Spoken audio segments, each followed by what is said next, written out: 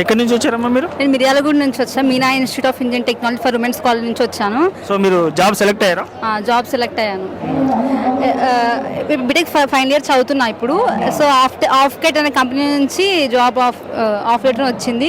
So చాలా హ్యాపీగా ఉన్నా అసలుకి జాబ్ రావడం అంటే.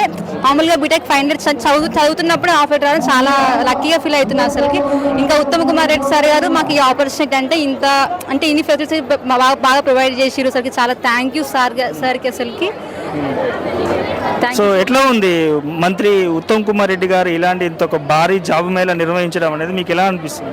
చాలా సంతోషంగా ఉంది. ఎందుకంటే ఇంతమంది అంటే దీన్ని చూసినాక ఏమనిపిస్తుంది అంటే ఇంతమంది అన్ఎంప్లాయీస్ ఉన్నారా అసలుకి ఇక్కడ అంతమంది అన్ఎంప్లాయీస్ నుంచి ఎంప్లాయీస్కి వాళ్ళు అంటే గెటిన్ అవుతారు అనమాట. సో అన్ఎంప్లాయ్మెంట్ చాలా తక్కువ అవుతుంది అసలుకి. చాలా హ్యాపీగా ఫీల్ అవుతుంది సార్. చాలా హ్యాపీ. ఎట్లా ఉన్నాయి ఒక జాబ్ మేళకు ఏర్పాట్లు ఏ విధంగా చేశారు? అన్ని సౌకర్యాలు ఎట్లా ఉన్నాయి? అసలుకి ఎవరికేం అంత ఇబ్బంది లేదు అసలుకి. అందరూ వచ్చిన ప్రతి ఒక్కరికి మంచి పాజిటివ్ రెస్పాన్స్ మాట్లాడుతారు అసలుకి. ఇంకా ఫుడ్ దగ్గర కూడా మంచిగా ఫుడ్ కూడా చాలా బాగుంది. ఇక్కడ కూడా మంచిగా అన్ని ఫెసిలిటీస్ అన్ని బాగా ప్రొవైడ్ చేశారు అసలుకి.